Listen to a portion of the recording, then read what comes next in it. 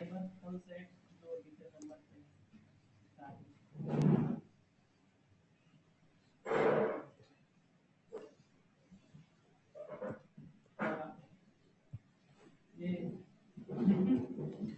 दोस्तों, आप सभी का स्वागत है हमारे चैनल शाश्वत CGPSC CGUAPA में। देखिए, ये जो है ना, करंट से रिलेटेड जो आपके स्वतंत्रता आंदोलन के जो सेनानी हैं, ठीक है, और जो शहीद हैं छत्तीसगढ़ में, या वो किसी भी प्रकार के किसान आंदोलन या विद्रोह में सम्मिलित हैं, ठीक है, तो ये करंट से संबंधित कुछ 5 या 6, ठीक है, जो आया हुआ था, तो उसको मैं यहाँ पे करा रहा हूँ। आपको क्वेश्चन यहीं से देखने को मिलेंगे, ठीक है, आपको क्वेश्चन यहीं से देखने को मिलेंगे। देखिए, चलिए, देखिए, सबसे पहले तो नाम आपको याद रखना है वीर ज्ञान सिंह जी का, ठीक है। यहाँ पे ज्ञान सिंह लिखा हुआ है और पुस्तक में आपको ज्ञान सिंह लिखा हुआ है, ठीक, तो ध्यान रखेंगे थोड़ा सा।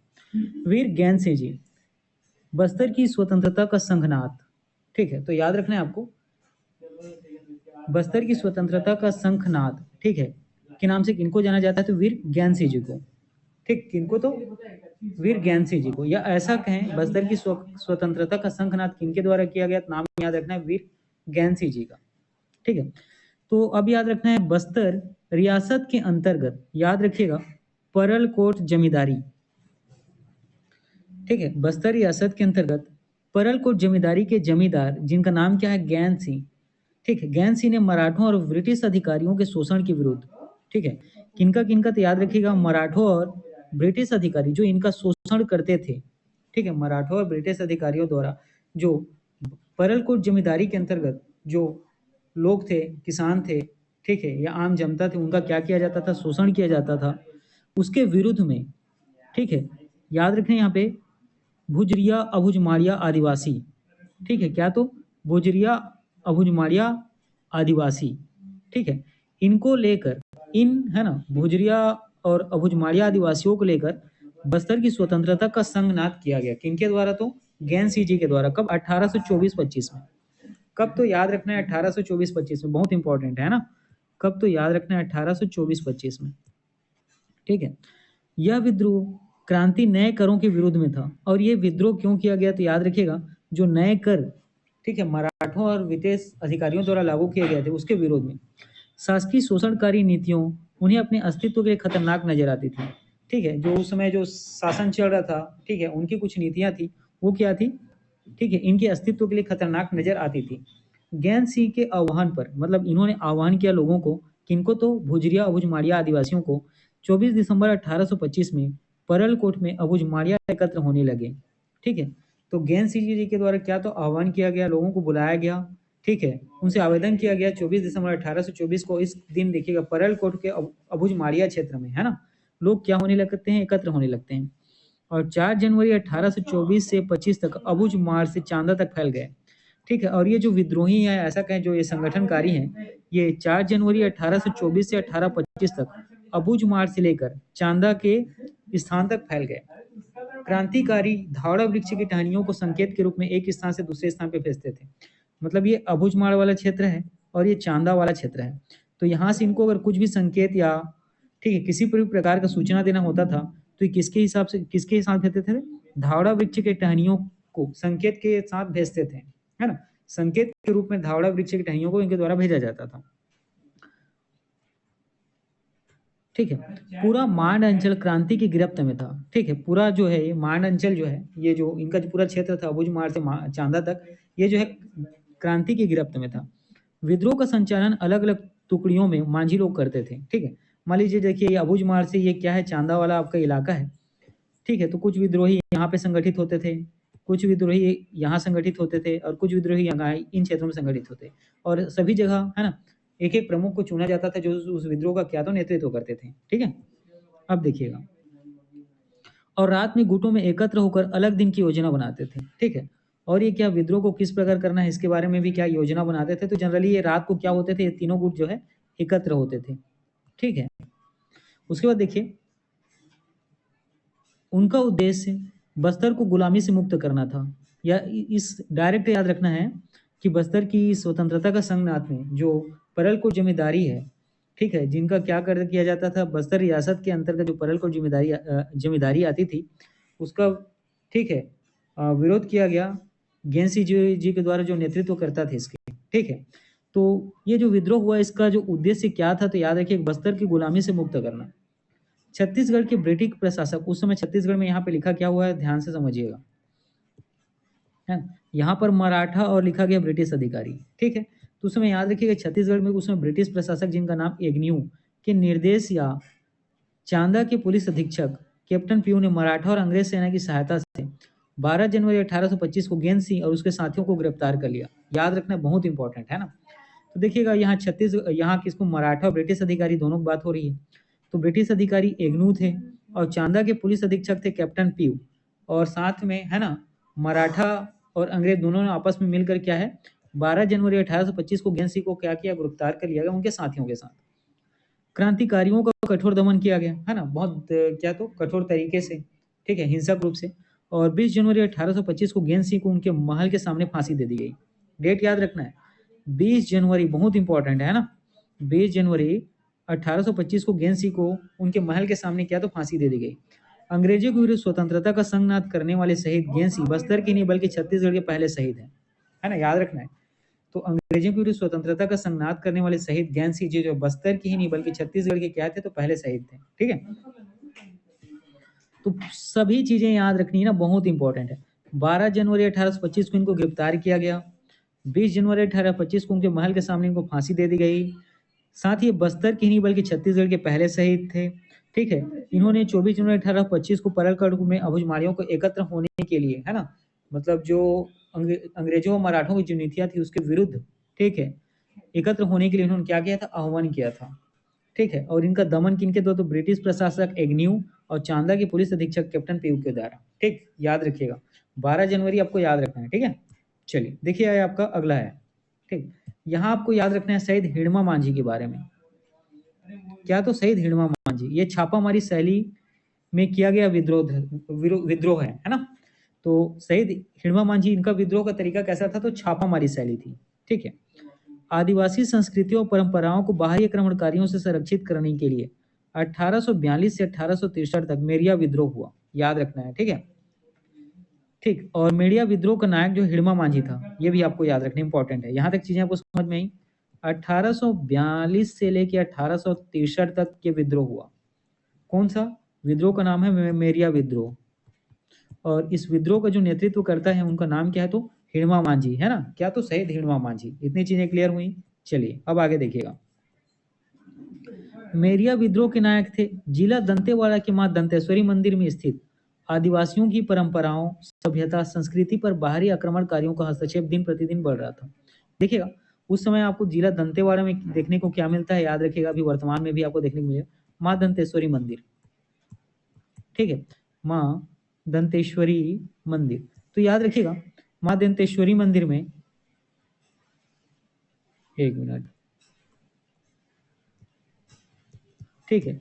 तो मां दंतेश्वरी मंदिर में जिस प्रकार के, ठीक है, सांस्कृतिक सभ्यता और परंपराएं अब तक चलती आ रही थी, जो वहाँ के उस क्षेत्र के आसपास के आदिवासियों के द्वारा चलाया जा रहा था, इसमें अब इनके द्वारा क्या किया गया, हस्तक्षेप किया जाने लगा, ठीक है, उनकी सभ्यताओं पर, उनकी संस्कृतियों पर, ठीक है। तो इसी से क्या हो गया, ये विक्षुब्ध होकर आदिवासी परंपरा और आस्थाओं को ठेस पहुंचाकर दबाव बनाकर अंग्रेजों का मुख्य उद्देश्य दंतेवाड़ा क्षेत्र में मुकासा को प्राप्त करना था, ठीक है। चूंकि यहाँ पे क्या है आपको देखने को मिलता है माँ दंतेश्वरी का मंदिर था, तो यहाँ पे इनकी परंपराएं होती थी, इनकी अलग सभ्यता थी, ठीक है। मंदिर की पूजा अर्चना जिस प्रकार की संस्कृति से करते थे, ठीक है, उसमें अब अंग्रेजों के द्वारा, चूंकि इस समय अंग्रेजों का शासन यहाँ पे क्या था, चल रहा था, तो उनके द्वारा उन पर दबाव बनाया जाता था। साथ ही उनकी जो मूलभूत सभ्यता और परंपराएं हैं उनको क्या किया जाता था, उनमें परिवर्तित करने, बदलाव लाने की कोशिश करते थे, ठीक है। अब देखिए मुकासा एक प्रकार की क्या है, तो दान भूमि होती है, आपको याद रखना है, ठीक है। मुकासा एक प्रकार की क्या थी, दान भूमि होती थी, जो मंदिरों को राजा से मिलती थी, है ना, जो मंदिरों के द्वारा राजा को दिया जाता था, तथा सभी प्रकार से टैक्स मुक्त होती थी, तथा सभी प्रकार की टैक्स से क्या होती थी, मुक्त होती थी। अंग्रेजों द्वारा अरब मुसलमान सैनिकों के सहयोग से इस विद्रोह का दमन किया गया, ठीक है। तो ये जो मेरिया विद्रोह है, इसका दमन जो है अंग्रेजों के द्वारा अरब मुसलमान सैनिकों के सहयोग से किया गया था।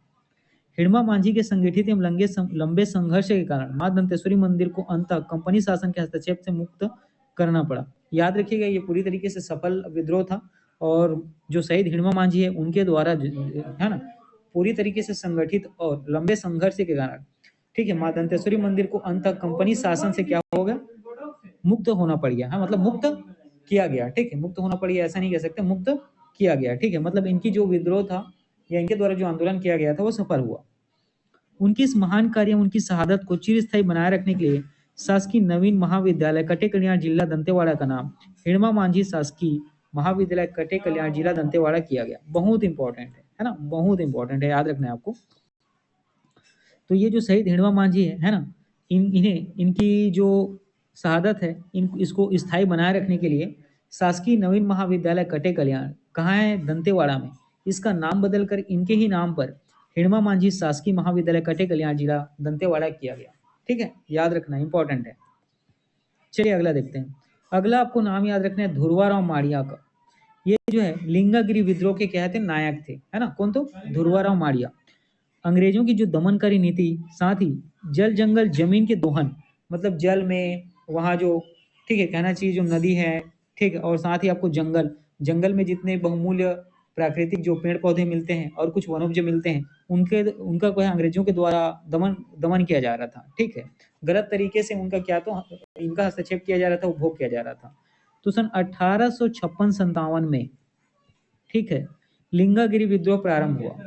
ठीक, 1856-57 में, याद रखिएगा, लिंगागिरी विद्रोह प्रारंभ हुआ और इसके जो नेतृत्व करता थे ध्रुवाराव माड़िया। ठीक है, ये याद रखिएगा, लिंगागिरी जो क्षेत्र है, ठीक है, लिंगागिरी जो क्षेत्र है, चूंकि लिंगागिरी क्षेत्र में ये विद्रोह हुआ, इसलिए इस विद्रोह को लिंगागिरी नाम से जाना जाता है। ठीक, तो लिंगागिरी जो तालुकेदार क्षेत्र था, ठीक है, तो याद रखना है, जो ध्रुवाराव माड़िया है वो लिंगागिरी के तालुकेदार थे। क्या थे, तो तालुकेदार थे। वे लिंगागिरी को क्या, अंग्रेजों से मुक्त रखना चाहते थे। ठीक है, जो ध्रुवाराव माड़िया है वो लिंगागिरी जो क्षेत्र है, तालुकेदार क्षेत्र, उसको अंग्रेजों से मुक्त रखना चाहते थे। ध्रुवाराव माड़िया ने दोरला माड़िया मुरिया जनजाति के लोगों को संगठित कर संघर्ष प्रारंभ किया। याद रखना है, ठीक है, याद रखिए, ध्रुवाराव माड़िया ने दोरला माड़िया मुरिया जनजाति के लोगों को आपस में क्या बताया, जो अंग्रेजों यहाँ पे विरोध या अत्याचार कर रहे थे, उसके विरोध में इन्होंने खड़ा होने के लिए, उनके विरोध आंदोलन करने के लिए इन्हें लोगों को क्या, तो संघर्ष करने के लिए संगठित किया। ठीक है, इसलिए जिसे लिंगागिरी विद्रोह के नाम से जाना गया, मैं पहले ही बताया। ठीक है, जो लगभग 2 वर्षों तक चला। ठीक है, ये 1856 और 57, लगभग 2 वर्षों तक लिंगागिरी विद्रोह जो है चला है। अंग्रेजों द्वारा ध्रुवाराव को षड्यंत्र पूर्वक पकड़कर एक ऊंचे साल पेड़ पर 5 मार्च 1856 को फांसी दे दी गई। बहुत इंपॉर्टेंट है ना। अंग्रेजों के द्वारा क्या किया गया, याद रखिएगा, ध्रुवाराव माड़िया को, है ना, षड्यंत्र पूर्वक, ठीक है, षड्यंत्र पूर्वक उनके विरुद्ध क्या, षड्यंत्र रचकर उनको एक ऊंचे साल के वृक्ष में, ठीक है, पेड़ पर क्या किया जाता है, 5 मार्च 1856 को फांसी दे दी गई। शहीद गेंद सिंह के बाद ध्रुवाराव माड़िया को बस्तर का दूसरा शहीद कहा जाता है। इंपॉर्टेंट है ना। शहीद गेंद सिंह के बाद ध्रुवाराव माड़िया को बस्तर का दूसरा शहीद कहा जाता है। लिंगागिरी विद्रोह बस्तर का महान मुक्ति संग्राम कहलाता है। ये भी बहुत इंपॉर्टेंट है ना, याद रखना, बहुत इंपॉर्टेंट है ना। जो लिंगागिरी विद्रोह, इसको बस्तर का महान मुक्ति संग्राम कहा जाता है। ऐसे महान शहीद की स्मृति को चिरस्थायी बनाए रखने के लिए शासकीय महाविद्यालय भैरमगढ़ जिला बीजापुर का नामकरण ध्रुवाराव माड़िया शासकीय महाविद्यालय भैरमगढ़ जिला बीजापुर रखा गया। इंपॉर्टेंट है, याद रखना, ठीक है, बहुत इंपॉर्टेंट है। यहाँ पर जो ये लाइन है, याद रखना, तो ध्रुवाराव माड़िया की स्मृति को चिरस्थायी बनाए रखने के लिए शासकीय महाविद्यालय भैरमगढ़ जो बीजापुर जिले में है, इसका नाम को बदलकर इनके नाम पर ध्रुवा माड़िया, ठीक है, ध्रुवाराव माड़िया शासकीय महाविद्यालय भैरमगढ़ जिला बीजापुर रखा गया। ठीक है, चलिए आगे बढ़ते हैं। देखिए ये अगला है ना, ये अब है किसके बारे में, तो याद रखिएगा, शहीद गुंडाधुर के बारे में। शहीद गुंडाधुर के बारे में, शोषक वर्ग के खिलाफ इन्होंने क्या की, छेड़ी जंग। ठीक है, तो अंग्रेजी शासन काल में 1910 में क्या होता है, याद रखिएगा, भूमकाल आंदोलन जो है इनके द्वारा किया जाता है। ठीक है, तो 1910 में क्या होता है, भूमकाल आंदोलन होता है। भूमकाल का अर्थ भूमि का कंपन है ना, भूमि का कंपन होना या भूमि के हिलना, यह क्या कहलाता है, भूमकाल कहलाता है। 1910 में बस्तर में हुआ। कहाँ हुआ, कौन से क्षेत्र में, तो याद रखिएगा, बस्तर क्षेत्र में। और ये आंदोलन काफी बड़ा था। ठीक है, और ये जो भूमकाल आंदोलन है जो बस्तर क्षेत्र में हुआ, इसके नायक कौन थे, तो गुंडाधुर जी थे। कौन थे, तो गुंडाधुर थे। तत्कालीन राजा रुद्र प्रताप देव, ठीक है, तत्कालीन राजा जिनका नाम है रुद्र प्रताप देव, इनके चाचा कालेंद्र सिंह की को दीवान पद से हटाकर, ठीक है, पांडा बैजनाथ को बस्तर का प्रशासन सौंपा गया।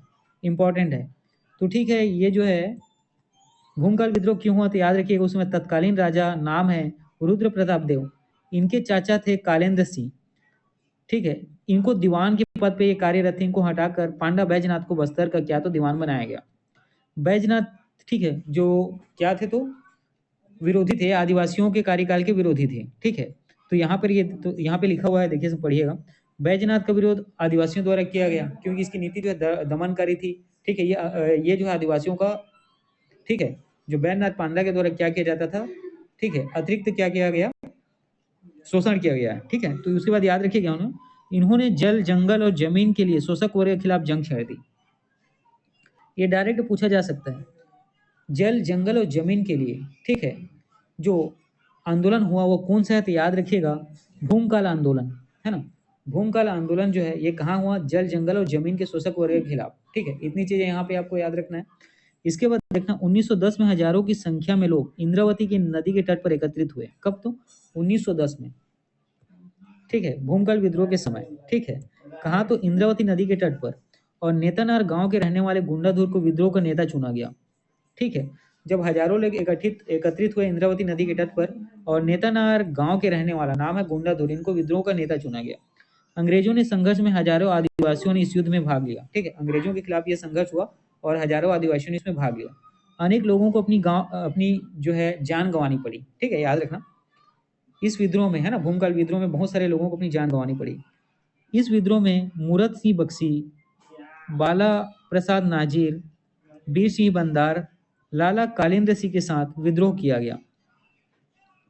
इस विद्रोह में याद रखिएगा, मूरत सिंह बख्शी, बाला प्रसाद नाजिर, वीर सिंह बंदार और लाला कालिंदी सिंह के साथ विद्रोह किया गया। इसमें विद्रोही, याद रखिएगा, मिर्ची और आम की टहनी का उपयोग संदेश देने के लिए करते थे। ठीक है, इंपॉर्टेंट है, बहुत इंपॉर्टेंट है ना, याद रखना। भूमकाल विद्रोह में याद रखिएगा, मिर्ची और आम की टहनी का उपयोग किस लिए, तो लोगों को संदेश देने के लिए, सूचना देने के लिए करते थे।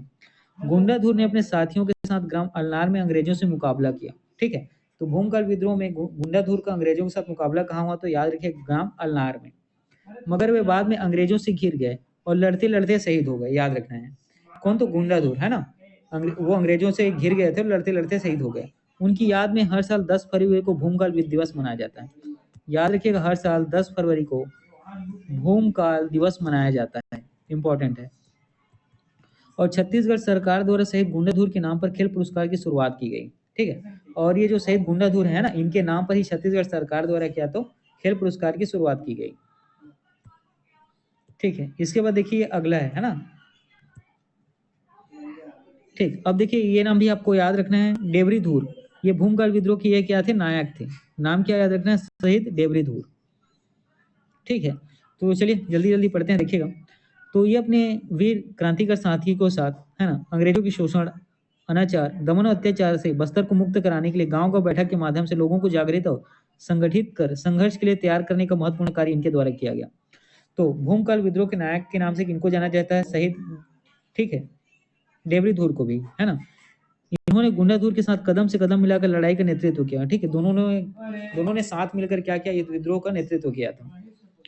भूमकाल विद्रोह विश्वासघातियों के कारण अंग्रेजों के पक्ष में चला गया। ठीक है, तो ये जो भूमकाल विद्रोह हो रहा था, इसमें इनके अपने लोग, आंतरिक लोगों द्वारा क्या किया गया, विश्वासघात किया गया, मतलब अंग्रेजों को साथ दिया गया। ठीक है, और डेवरीधुर गिरफ्तार कर लिए गए, है ना, ये क्या तो गिरफ्तार कर लिए गए, और 29 मार्च 1910 को उन्हें जगदलपुर स्थित गोल बाजार में इमली के वृक्ष में फांसी दे दी गई। बहुत इंपॉर्टेंट है, याद रखना है ना। तो डेवरीधुर जो है, इनको गिरफ्तार कर लिया गया, और 29 मार्च 1910 को कहाँ तो जगदलपुर स्थित गोल बाजार की इमली के वृक्ष में, कौन से वृक्ष में तो इमली के वृक्ष में इन्हें क्या कर दिया गया, लटकाकर फांसी दे दी गई। और उस समय इनकी उम्र महज 22 साल थी, है ना। तो भूमकाल के इस वीर महायोद्धा के अमूल्य बलिदान को बस्तर कभी विस्मृत नहीं कर सकेगा। ठीक है, तो मुख्यमंत्री विष्णुदेव साय ने उद्यानिकी महाविद्यालय जगदलपुर में क्रांतिकारी डेवरीधुर की प्रतिमा का अनावरण, उनकी शहादत को याद किया। याद रखना है ना, ये लाइन बहुत इंपॉर्टेंट है ना, करंट से जुड़ा हुआ है। तो मुख्यमंत्री विष्णुदेव साय ने उद्यानिकी महाविद्यालय जगदलपुर में क्रांतिकारी डेवरीधुर की प्रतिमा का अनावरण करके उनकी शहादत को याद किया। ठीक है, चलिए, तो नेतृत्वकर्ता में गुंडाधुर का नाम याद रखना है और नायक में इनका नाम याद रखना है। ठीक है, ये भी बहुत इंपॉर्टेंट है ना। कौन तो शहीद वीर नारायण सिंह जी, ये अकाल के खिलाफ इन्होंने विद्रोह किया था। अब देखिएगा, सोना खान के जमींदार थे। ये इनके बारे में क्या याद रखना है, सोना खान के जमींदार थे। उस समय सोना खान क्षेत्र में क्या है, बारिश नहीं हुई है ना, सूखा पड़ गया, तो इसमें क्या हो गया, अकाल पड़ गया। ठीक है, और इस पे भी अंग्रेजों के द्वारा क्या किया जाता था, ज्यादती की जाती थी, है ना, और लोगों को परेशान किया जाता था टैक्स के नाम से, चावल के नाम से, ठीक है, धान के नाम से। जब व्यापारी और अंग्रेजों सत्ता ने उन्हें कोई मदद नहीं मिली, ठीक है, चूंकि सूखा पड़ा हुआ था, तो इन्होंने व्यापारी और अंग्रेजों से क्या किया, मदद मांगा, लेकिन उनके द्वारा किसी भी प्रकार का मदद इन्हें नहीं दिया गया। अब सूखा था, ठीक है, और बारिश भी नहीं हो रही थी, ठीक है, तो अकाल पड़ा हुआ था, तो इनको खाने के लिए अनाज चाहिए था। तो ये क्या करते हैं, पहले तो मदद मांगते हैं, जब उनके द्वारा मदद नहीं दिया जाता है, तो ये अनाज गोदामों को लूट कर गरीब लोगों में बांट दिए। किन्होंने, तो वीर नारायण सिंह ने। ठीक है, तो इसी पर इस पर क्या होता है, और इसी के खिलाफ अंग्रेज, है ना, अंग्रेज जो है इनके खिलाफ हो जाते हैं। और देखिएगा तो ठीक है, एक लंबी कहानी है, लेकिन वो उतना इंपॉर्टेंट नहीं, उसको हम लोग मेंस में देखेंगे। ठीक है, फिलहाल यहाँ रखिएगा, संक्षिप्त में याद रखिएगा इतना ही कि ये क्या करते हैं, पहले अंग्रेजों से, व्यापारियों से मदद मांगते हैं, उनके द्वारा मदद नहीं किया जाता है, तो ये उनके गोदाम को लूट लेते हैं। अब चूंकि ठीक है, इन्होंने क्या किया, उनके गोदाम को लूट कर आम लोगों को अनाज बांट देते हैं। ठीक है, तो अब अंग्रेजों और इनके बीच क्या होता है, आपको संघर्ष देखने को मिलता है। ठीक है, तो याद रखिएगा, तो पहले तो संघर्ष होता है, फिर बाद में इनको गिरफ्तार कर लिया जाता है। 1857 के संग्राम का समाचार मिला, तो उन्हें जेल से भागकर अंग्रेजों के खिलाफ संघर्ष जारी रखा। चूंकि 1857 56 में ये होता है ना, तो उस समय याद रखिएगा 1857 का जब संघर्ष संग्राम चालू होता है, स्वतंत्रता संग्राम, तो इनकी सूचना इनको भी मिलती है, और उसी से ये क्या होते हैं, जेल में, चूंकि ठीक है, अनाज लूटने वाले केस में इनको गिरफ्तार कर लिया जाता है। तो 1857 की क्रांति के सुनकर ये भागते हैं, जेल से भाग जाते हैं, और अंग्रेजों के खिलाफ संघर्ष करते हैं।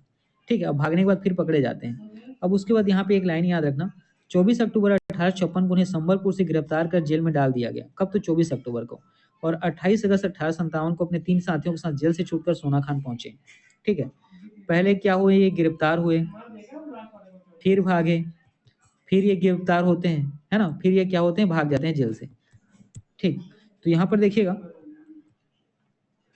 28 अगस्त 1857 को अपने 3 साथियों के साथ पहुंचे और 500 बंदूकधारियों की सेना बनाकर अंग्रेजों के खिलाफ संघर्ष किया। ठीक है, और ये क्या है, अपने साथियों को मिलाकर लगभग कितने, तो 500 इतने को क्या, बंदूक, है ना, बंदूकधारी मतलब बंदूक प्रदान कर, ठीक है, बंदूक से प्रशिक्षित कर अंग्रेजों के खिलाफ संघर्ष किया। उन्होंने कैद कर मुकदमा चलाया। ठीक है, इनको गिरफ्तार किया गया, मुकदमा चलाया गया, और 10 दिसंबर 1857 को रायपुर स्थित जज स्तंभ चौक में इनको फांसी दे दी गई। बहुत इंपॉर्टेंट। ठीक है, 10 दिसंबर 1857 को रायपुर स्थित जय स्तंभ चौक पर वीर नारायण सिंह को क्या, तो फांसी दे दी गई।